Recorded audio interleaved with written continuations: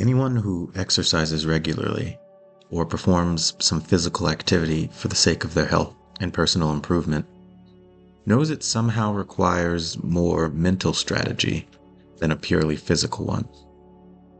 Runners, bodybuilders, swimmers, all kinds of people who repetitively attempt tasks that are quite hard, they've all become very familiar with the mindset that is necessary to not only pull it off, but to see themselves exceed their previous level of accomplishment. These people do this constantly, which means even more significant than their physical progress. They're becoming experts at how to do hard things. They're not just training their lungs or their muscles. They're training their own will and their minds to be better and better at taking on something difficult and excelling at it.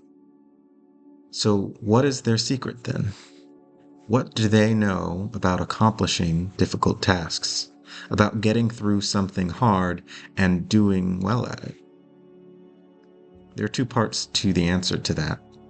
The first part is probably the most important and will make the biggest difference in how you approach almost anything that requires a bit of effort from you. High-performing athletes know that in their training, they can't view difficulty as a reason for avoidance. It is very much the opposite, actually. They are seeking difficulty. In some ways, the whole point of their training and of the sport that they perform is an act of doing something difficult, so they have to embrace it. They have to intentionally find where and how difficulty can show up, and they have to push themselves to handle it. When someone is lifting weights at the gym, it does them no good to find an exercise routine that requires no effort. That's not a space for taking it easy.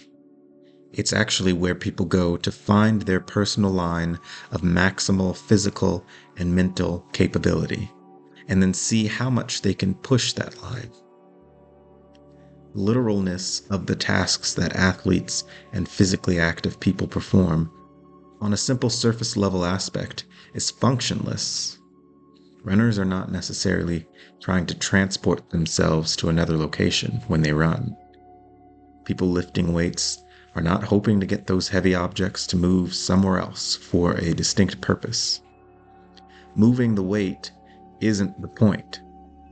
The point is to get your muscles to do something difficult. And to get that to happen, you have to get your mind to approach difficulty rather than avoid it. The second part of the answer to how people who perform physical activities in sports at high levels accomplish these things is that they practice. Practice always sounds so simple and so mundane, but in almost every aspect of life that we can make use of it, it is always crucial. Athletes, when they train, are not just practicing the physical dimension of their task. They are practicing the mental self-encouragement of moving toward their maximum capability and not giving up.